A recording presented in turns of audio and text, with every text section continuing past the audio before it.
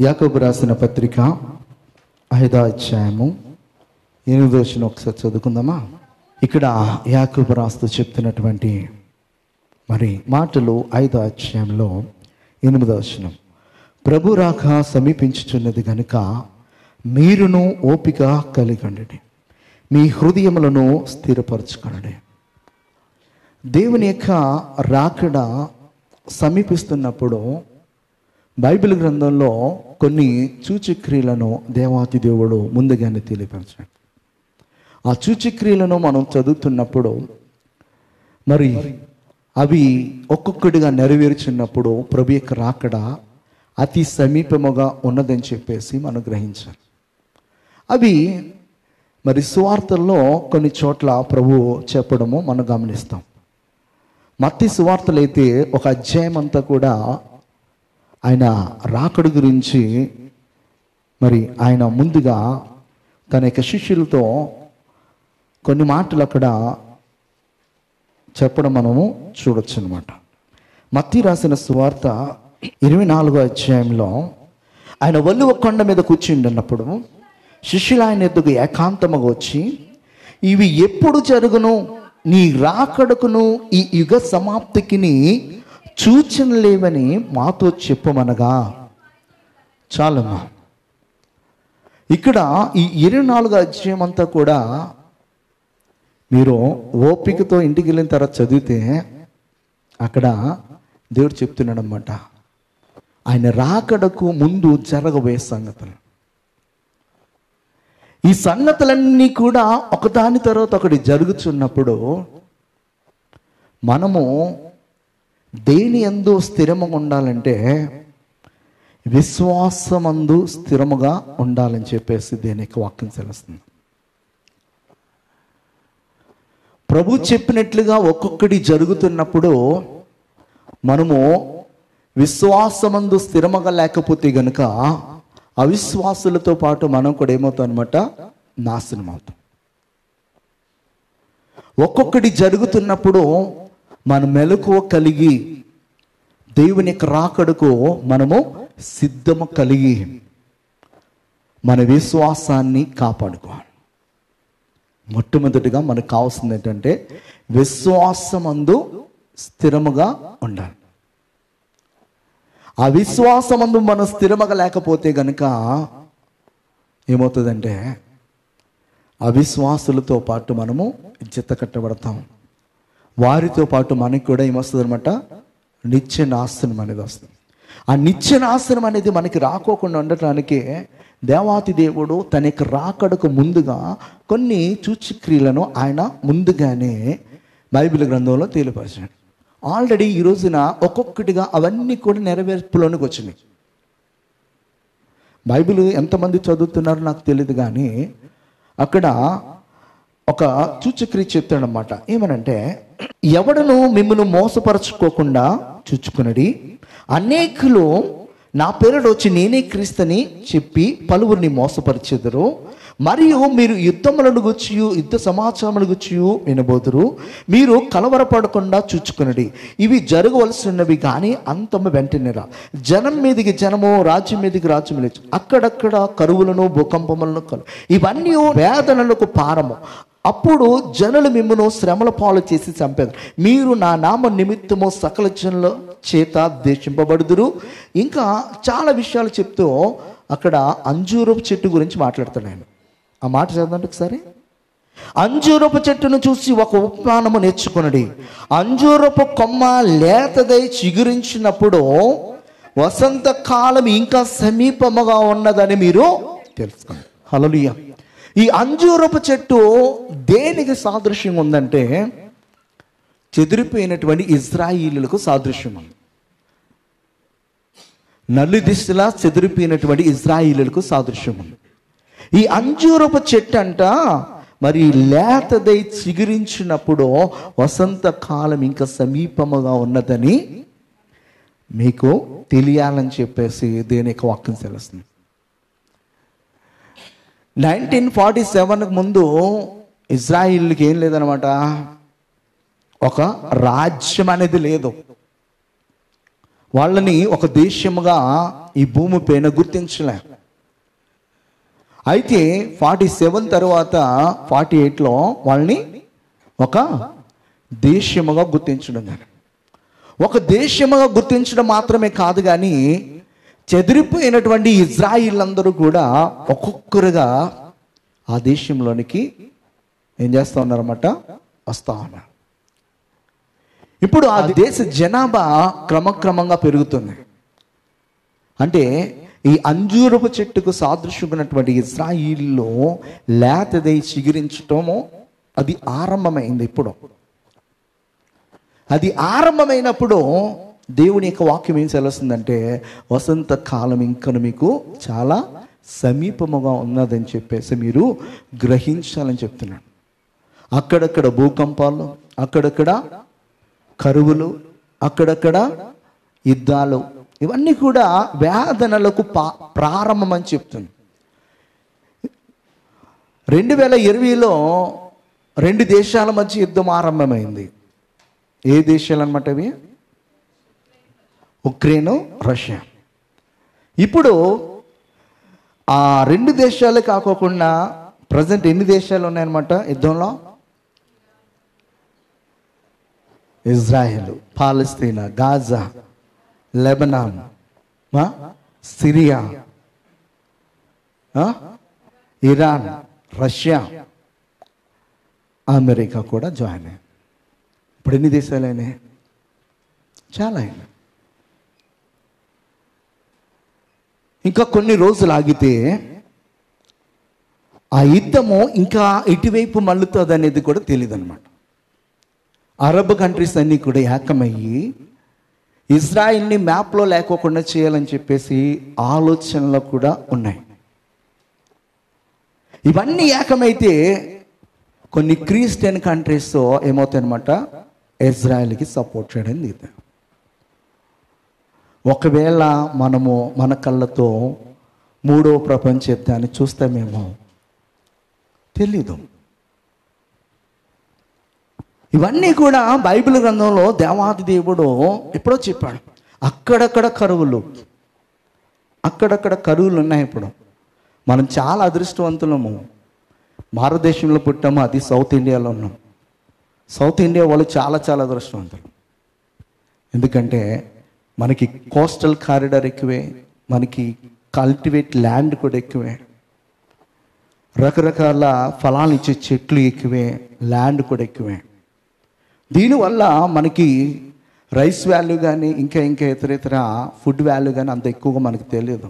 నచ్చకపోతే దాన్ని తీసుకెళ్ళి చెత్త కుప్పలో పడేస్తాం. చెత్త కుప్పలో పడేసినటువంటి ఆహారము దొరికితే చాలని చెప్పేసి వెతుక్కునే వాళ్ళు ఈ భూమిపైన చాలామంది ఉన్నారు. అక్కడక్కడ కరువులు ఉన్నాయి, అక్కడక్కడ యుద్ధాలు ఉన్నాయి, అక్కడక్కడ భూకంపాలు కూడా వస్తున్నాయి. అక్కడక్కడ ఈ అకాల వర్షాల వల్ల ఎంతో నష్టం అనేది వస్తున్నాం. ఇవన్నీ కూడా వేదనలకు ప్రారంభం అని చెప్పేసి దేనికి వాక్యము సెలవుస్తుంది. ఈ ప్రారంభమే ఇలా ఉంటే ఇంకా అది అస్సలైన గడియలోనికి ఎంటర్ అయినప్పుడు దాన్ని చూసి తట్టుకునే వారముగా మనం ఉండలేం. ఇక్కడ మనం నిశ్చింతగా ఉన్నాం. కానీ ఒక్కసారి యుద్ధం జరుగుతున్నటువంటి ఆ ప్రదేశంలో ఆ జనము మరి పడుతున్నటువంటి ఇబ్బందులను చూసినప్పుడు నిజంగా మన కళ్ళలోంచి కన్నీళ్ళు వస్తాయి. ఎందుకంటే నిశ్చింతగా ఉన్నటువంటి ఆ బిల్డింగ్స్ పైన ఒకేసారి ఆ రాకెట్స్ తోటి దాడులు చేస్తున్నప్పుడు అప్పటి వరకు కూడా చక్కగా ఉన్నటువంటి బిల్డింగ్ అంతా కూడా ఒక్కసారి కొలాప్స్ అయిపోతుంది. అక్కడ చాలామంది చనిపోతున్నారు, చాలామంది గాయాలు పాలవుతున్నారు, చాలామంది వారి బంధువులను, రక్త సంబంధికులను, ఆప్తులను కోల్పోయి తినడానికి తిండి లేక, ఉండటానికి నివాసం లేక, కట్టుకోవడానికి వస్త్రాలు లేక, ఎటు వెళ్ళాలో తెలియక వాళ్ళ యొక్క వేదనను చూస్తే నిజంగా మరి ఆ ప్రాంతంలో మనం లేనందుకు మనము చాలా ధన్యులమని చెప్పారు. ఇవన్నీ కూడా జస్ట్ బిగినింగ్. Just beginning. ఇవి ఆరంభమైన అంతే. ఇవి ఆరంభమైనప్పుడు మనం గమనించాల్సింది ఏంటంటే, దైనిక వాక్య ప్రకారము మన హృదయములను స్థిరపరచుకోవాలి. దేని యందు స్థిరపరచుకోవాలంటే, మన హృదయంలో దేవుని యొక్క వాక్యమందు మరి విశ్వాసము కలిగిన వారమై స్థిరముగా ఉండటానికి మనము ప్రయత్నించాలి.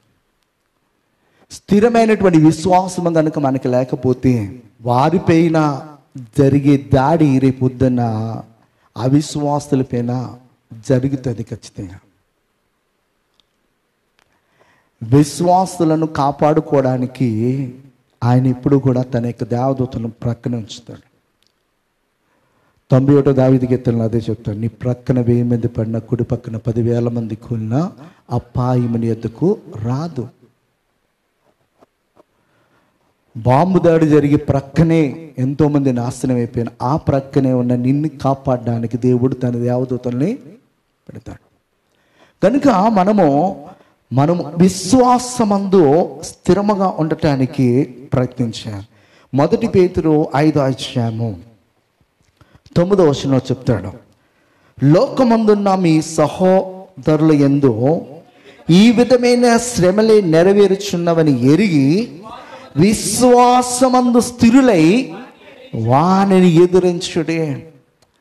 ఎన్ని శ్రమలు వస్తున్నా కూడా, ఎన్ని నిందలు అవమానాలు వస్తున్నా కూడా, ఈ భూమి పైన ఎన్ని యుద్ధాలు జరిగినా, ఎన్ని భూకంపాలు వస్తున్నా, ఎన్ని జల ప్రళయాలు వస్తున్నా, ఎంత ఆకలితో జనాలు నశించిపోతున్నా, ఒకవేళ అదే పరిస్థితి నీకు రాబోతుందని తెలిసినప్పటికీ కూడా నీ హృదయం దేని యందు స్థిరముగా ఉండాలంటే విశ్వాసమందు స్థిరముగా ఉండాలి. నువ్వు విశ్వాసమందు స్థిరముగా ఉంటే గనుక నీ విశ్వాసమును బట్టి దేవుడు ఏం చేస్తాడంటే నిన్ను కాపాడడం మాత్రమే కాదు, కానీ నిన్ను పోషించడానికి నీ దగ్గరికి తన ఏం చేస్తాను పంపిస్తాడు. సారీపతి విధవరాలు, ఆమె చివరిగా తన బిడ్డ తాను చెరుకొక రొట్టెను చేసుకుని తినేసి చనిపోదు. సూసైడ్ చేసుకుందాం అనుకోవట్లే, ఆకలితో చనిపోదాం. అర్థమైందా? సూసైడ్ చేసుకోవడానికి ఛాన్స్ ఏం లేదు. ఇంకా సూసైడ్ చేసుకోవసరంలే, కొన్ని రోజులు ఆహారం లేకపోతే చనిపోతాం. అయితే ఆమెని దేవుడు చనిపోనిచ్చాడా? ఆమె యొద్దకు ఎవరిని పంపించాడన్నమాట?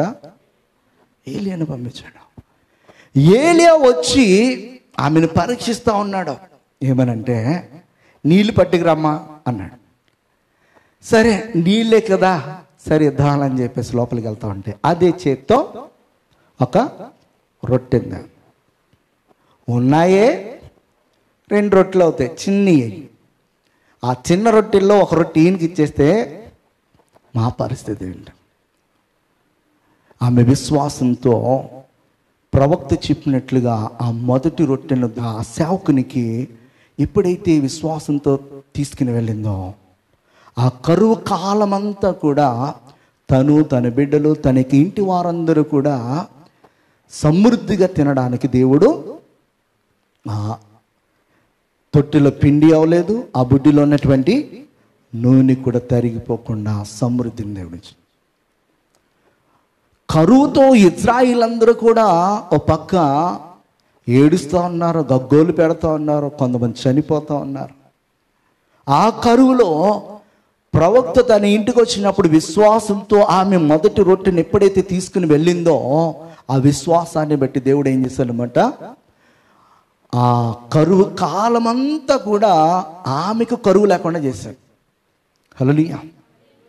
అంటే నీ యొక్క విశ్వాసము స్థిరమైనదైతే కరువులు వచ్చినా, భూకంపాలు వచ్చినా, జలప్రళయాలు వచ్చినా, ఖడ్గము వచ్చినా కూడా ఏది కూడా నిన్ను తాకకోకుండా దేవుడు కాపాడుకుంటాడు.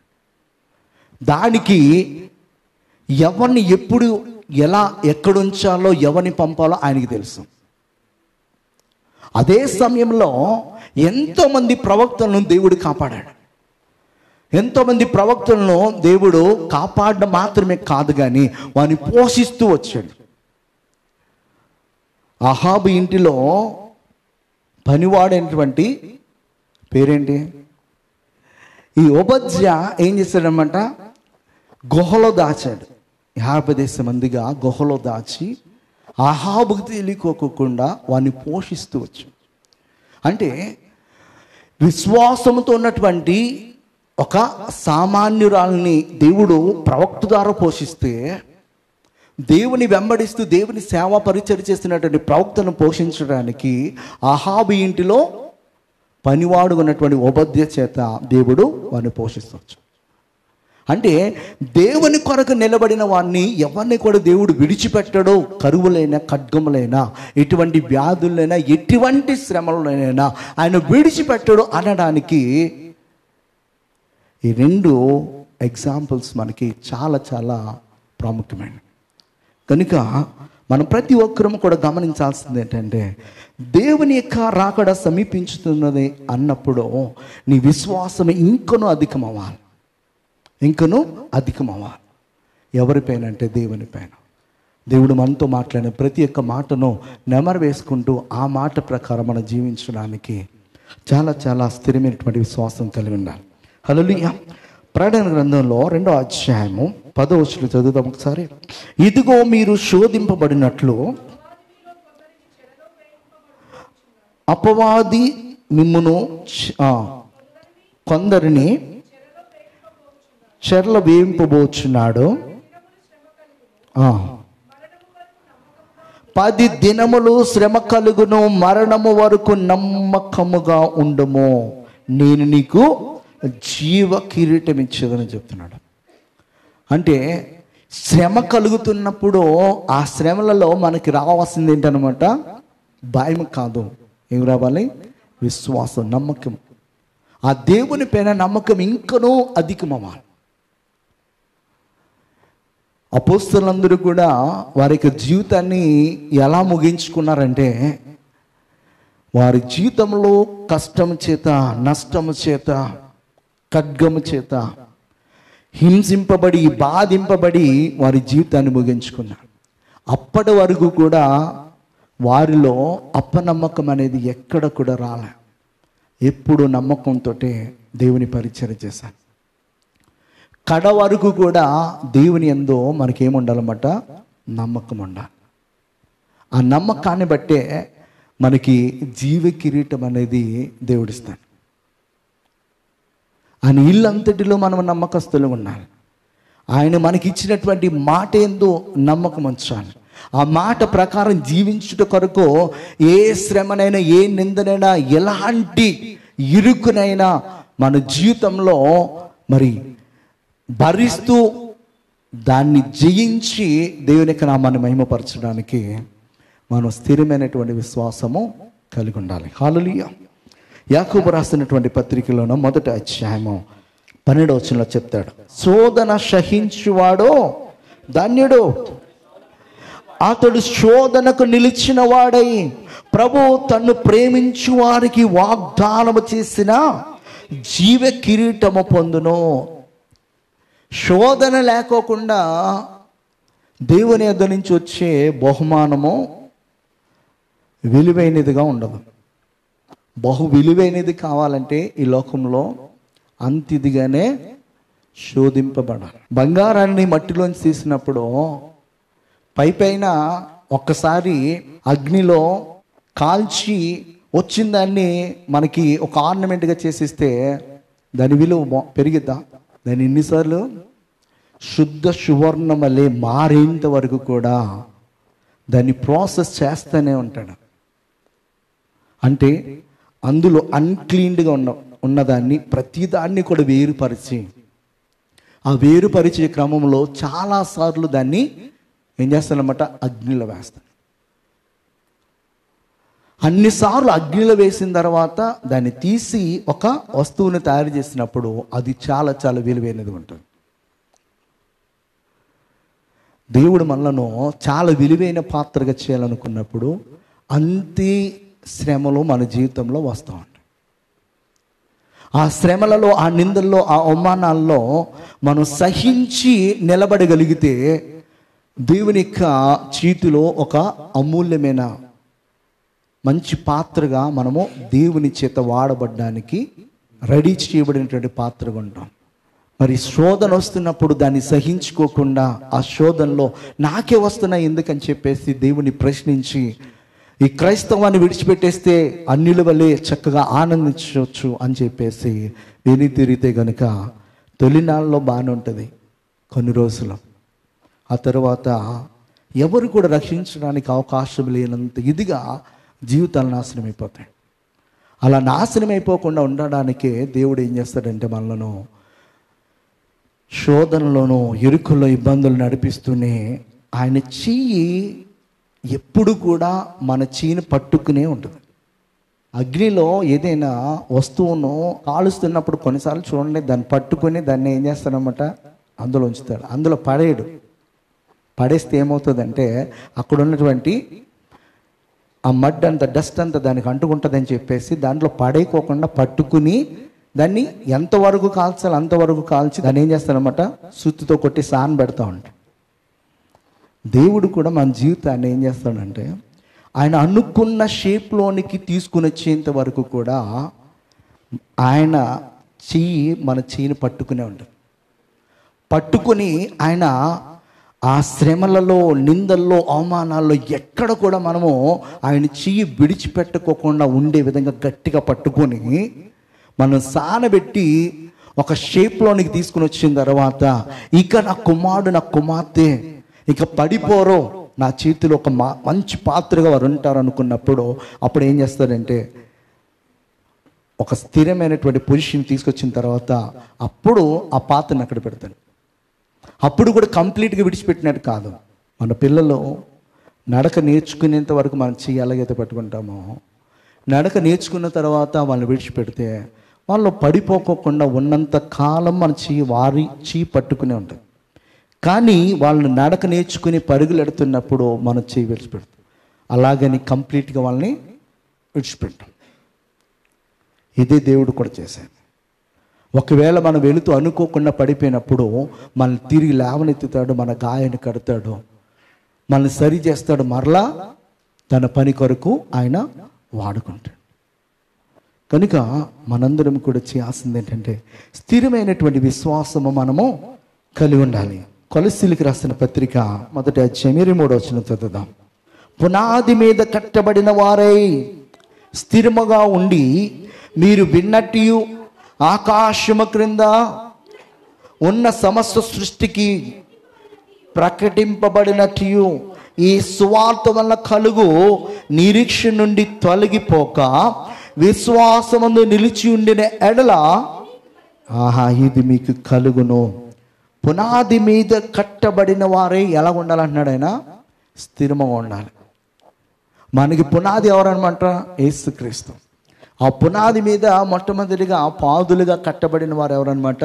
అపోస్తలులు. వారిపైన కట్టబడుతున్న వారు ఎవరనమాట? మనం. క్రీస్తు అనే పునాది పైన మనము స్థిరముగా ఉండాలి. స్థిరమైనటువంటి విశ్వాసము కడ వరకు ప్రతి ఒక్క క్రైస్తవుడు కలిగి ఉండాలి. ప్రతి ఒక్కరు కూడా కలిగి ఉండాలి. మీకున్నటువంటి విశ్వాసము కడ వరకు మీరు కాపాడుకోవాలి. కనుక దేవుని యొక్క రాకడ సమీపించుతున్నప్పుడు మనకి కావాల్సింది ఏంటన్నమాట? మొట్టమొదటిగా స్థిరమైనటువంటి విశ్వాసము. రెండోది ఏంటంటే దేవుని సన్నిధిలో స్థిరముగా గడపాలని ఒక ఆసక్తి మనకు ఉండాలి. కొంతమంది వాళ్ళ ఇష్టం వచ్చిన సమయాల్లో దేవుని సన్నిధికి వస్తారో, వాళ్ళకి ఏదైనా పని పడినప్పుడు ఆ పని మీదే శ్రద్ధ కలిగి ఉంటారు. కానీ దేవుని సన్నిధికి ఒక పంక్చువాలిటీ అనేది మెయింటైన్ చేయాలి. అన్ని పనుల్లోనూ ఉంటుంది, కానీ దేవుని సన్నిధిలో ఒక క్రమముగా మనము దేవుని సన్నిధికి వెళదాం. దేవుడు మనకి ఇచ్చినటువంటి గొప్ప అవకాశము ఈ యొక్క పునరుత్థాన కాల సమయంలో నేను దేవుని సన్నిధిలోనే ఉండాలి. ఈ లోకరీతిని ఎన్ని పనులున్నా కూడా దాన్ని ఎలాగోలాగా నేను అవాయిడ్ చేసుకుని నేను దేవుని సన్నిధిలోనే ఉండాలి అనే ఆసక్తి మనలో ఎప్పటికీ ఉండాలి. ఇక తప్పదు అనుకుంటే వెళ్ళాలి, ఎవరైనా వెళ్ళాలి. కానీ తప్పదు అనే పనులు కాదు ఇప్పుడు వచ్చేవి. అలాంటి వాటికి కూడా దేవుని యొక్క సన్నిధిని నిర్లక్ష్యం చేసి వెళ్ళిపోయే వారముగా ఉండకోకుండా ఉంటే మంచిది. దేవుడు ఆశిస్తుందన్నమాట. దేవుని యొక్క రాకడ సమీపించిన కొలదంట మనము సమాజముగా కూడుకోని చెప్తాం, మానద్దని చెప్తాం. స్థిరముగా దేవుని యొక్క సన్నిధికి రావడం అనేది మన జీవితంలో ఒక పార్ట్ అయిపోవాలి. అంటే బ్రష్ చేసుకోవడం అని, పొద్దున్న బ్రేక్ఫాస్ట్ అని, మధ్యాహ్నం లంచ్ అని, కుదిరితే స్నాక్స్ అని, తర్వాత డిన్నర్ అని, తర్వాత జ్యూస్లని, ఇవన్నీ మన జీవితంలో రోజు ఎవరైనా వచ్చి చెప్పాలా? మన శరీరము ఆశిస్తుంది. ఆశించిన దాన్ని మనం ఏం చేస్తానమాట? అప్పు చేసైనా లోపల వేస్తాం దాన్ని. హల్లెలూయా. కనుక మన భౌతికమైనటువంటి శరీరం కొరకు మనం ఎలాగైతే క్రమం తప్పుకోకుండా దానికి కావలసిన వాటిని అందిస్తున్నామో, మన ఆత్మీయమైనటువంటి దేహమును కాపాడుకోవడానికి స్థిరముగా దేవుని సన్నిధిలో గడపడం అనేది చాలా చాలా ప్రాముఖ్యం అన్నమాట. స్థిరముగా ఉండాలి దేవునికి సన్నిధి అంటే. నెలకో లేకపోతే అమావాస్యకో పూర్ణానికో దేవుని సన్నిధికి వచ్చి ఒకసారి అటెండెన్స్ చేసుకొని వెళ్ళిపోయే వారంగా కాదు. ప్రతి పునరుత్థాన కాల సమయంలో 100కి 100% దేవుని సన్నిధిలో ఉండటానికి మనము చాలా ఆసక్తి కలిగి ఉండాలి. కోరాహు కుమారులు చెప్పినట్లుగా దుప్పి నీటి వాగుల కొరకు తృష్ణగా ఉన్నట్లుగా నా ప్రాణము నీ కొరకు. హల్లెలూయా. ఈ వాక్యము మనము జస్ట్ కంఠస్థ పట్టికి గుర్తుంచుకోవడం మాత్రమే కాదు, ఈ వాక్యాన్ని మన జీవితంలో అన్వయించుకోవాలి. ఒక ఫ్రెండ్ వచ్చి ఈ రోజున కొత్త సినిమా రిలీజ్ అయింది, రారా, నేనే టికెట్ పెట్టుకుంటాను, నేను లంచ్ ఇప్పిస్తానని చెప్తే, ఆహా దేవుని సన్నిధికి నెక్స్ట్ వీక్ వెళ్దాంలే అని చెప్పి సినిమాకి పోయేవారంగా ఉండకూడదు. ఇంపార్టెంట్ దానికి మీరు వెళ్ళండి, నేను కాదన్నా, నేను వెళ్తాను కొన్ని సందర్భాలు వస్తాయి. అయితే ఇలాంటి వాటికి ఎప్పుడు వెళ్ళదు.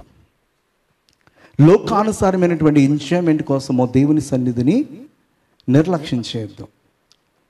ఈ రోజున ఎంజాయ్ చేస్తావు, తర్వాత ఎంజాయ్ చేయడానికి అవకాశం లేకుండా అయిపోద్ది. ఆ పరిస్థితి రాకోకుండా ఉండాలంటే విశ్వాసిగా మనందరము కూడా దేవుని సన్నిధి పట్ల స్థిరముగా ఆయన సన్నిధిలో గడపాలని చెప్పేసి ఆలోచన మనకి ఉండాలి. హెబ్రీయులకు రాసిన పత్రికలో 10వ అధ్యాయంలో ఒక మాట అంటాడు, 24వ వచనంలో, కొందరు మారుకొనుచున్నట్లుగా సమాజముగా కూడుకొనుట మానక ఒకరినొకడు హెచ్చరించుచు ఆ దినము సమీపించడం మీరు చూచిన కొలది మరీ ఎక్కువగా అలాగు చేయొచ్చు ప్రేమ చూపుటకును సత్కార్యములు చేయుటకును ఒకరినొకడు పురికొల్ప వల్లని ఆలోచిద్దాము. ఆ దినము సమీపించిన కొలది మరీ ఎక్కువగా ఎక్కడ గడపాలంట? దేవుని సన్నిధిలో సమాజముగా కూడుకోవాలంట. సమాజముగా కూడుకొనుట అనేది ఆ దినములు సమీపించిన కొలది అది అధికం అవ్వాలని చెప్తుంది. మనకి వారంలో ఒకసారి గడపడానికి చాలా కష్టమైపోతూ ఉంటుంది. వారంలో ఒకరోజు దేవుని సన్నిధికి ఇవ్వాల్సిన దానికోసము ఆ 6 రోజులు కూడా ప్రిపేర్డ్గా ఉండాలి. నిజం చెప్పాలంటే 6 రోజులు కూడా ప్రిపేర్డ్గా ఉండాలి. ఎప్పుడెప్పుడు ఆదివారం వస్తుందా, ఎప్పుడెప్పుడు నా దేవుని మందిరంలో నేను గడుపుతానా అని చెప్పేసి మనం ఎదురు చూడాలి. అలా ఎదురు చూసిన ప్రతి ఒక్కరు కూడా ఆశీర్వదింపబడతారు. 100కి 100% చెప్తున్నా, మీ డైరీలో రాసుకోండి. దేవుని సన్నిధి పట్ల నీకు ఆసక్తి పెరిగే కొలది నువ్వు ఈ లోకంలో కూడా ఆస్తికి కర్త అవుతావు, ఆశీర్వదింపబడతావు, అనేకులకు అప్పించి వాడుకుంటావు, అనేకులను పోషించి పోషకుడిగా మార్చబడతావో, అనేకులు నీ నీడలో విశ్రాంతి నొందినట్లుగా నిన్ను అంత ఇదిగా దేవుడు ఆశీర్వదిస్తాడు. దేవుని సన్నిధికి నువ్వు అంత ప్రాముఖ్యతనిస్తే, చిన్న చిన్న వాటి వరకు దేవుని సన్నిధిని నిర్లక్ష్యం చేసి లోకంలో ఎంజాయ్ చేయడానికి వెళ్తే ఈ రోజున ఎంజాయ్ చేస్తావు, కానీ తర్వాత ఎంజాయ్ చేయడానికి నీకు అస్సలు అవకాశమే దొరకదు. ఆ పరిస్థితి రాకుండా ఉండాలంటే దేవుని యొక్క సన్నిధి వారంలో ఒక్క రోజులో జస్ట్ 3 hours దేవుని సన్నిధికి పరిపూర్ణంగా ఇచ్చి చూడు. దానిలో కలిగే సంతోషము, ఆనందము, ఆశీర్వాదము ఎంతో రాను దినాల్లో నీవే ఇంకొకరికి చెప్తాం. అది మనము కలిగి ఉండాలి. దేవుని సన్నిధిలో కడుపుటిలో స్థిరంగా ఉండాలి. హెబ్రీయులకు రాసిన పత్రిక 9:8 చదవండి. అలాగుననే క్రీస్తు కూడా అనేకుల పాపములు భరించుటకు ఒక్కమారే అర్పింపబడి తన కొరకు కనిపెట్టుకొని ఇండు వారి రక్షణ నిమిత్తము పాపము లేకుండా రెండోసారి ప్రత్యక్షమగును. ఇక్కడ ఎవరి కొరకు ఆయన ప్రత్యక్షమవుతానంటున్నాడు? ఆయన తన కొరకు కనిపెట్టు వారి ఇండు వారి కొరకు, వారి రక్షణ కొరకు. అంటే దేవుని యొక్క రాకడ సమీపించిన కొలది మనము దేని కొరకు ఆలోచన కలిగి ఉండాలంటే ఆయనను రాకడలో కలుసుకున్నట్టు కొరకే స్థిరమైనటువంటి విశ్వాసము, స్థిరముగా దేవుని సన్నిధిలో గడుపుట,